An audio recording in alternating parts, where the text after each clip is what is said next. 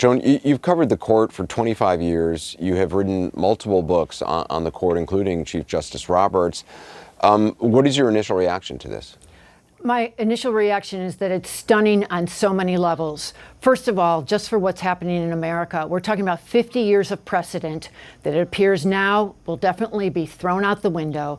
The Chief Justice of the United States was already concerned about the integrity of the court and public opinion of the court in this moment as abortion rights are being dissolved nationwide, appear to be being dissolved nationwide, and frankly, a lot of what's in this opinion does jibe with what I'd been hearing myself in my reporting, although I want to make clear that we have not authenticated this document ourselves, but we know that a lot of it rings true with what we've been told already.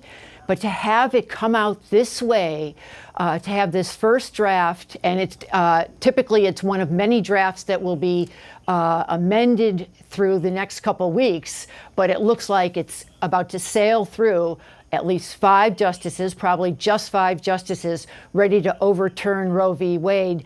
The Chief Justice, who likely was not part of that vote because what we believe is that the chief was ready to uphold the Mississippi law that was a ban on abortions after 15 weeks of pregnancy, that he had the majority for that part of it, a 6-justice majority, but he is not with what appears to be Samuel Alito writing for a 5-justice majority that would be Samuel Alito, Clarence Thomas, and the 3 new appointees of President Donald Trump. Again, this is what Politico was reporting as part of this draft.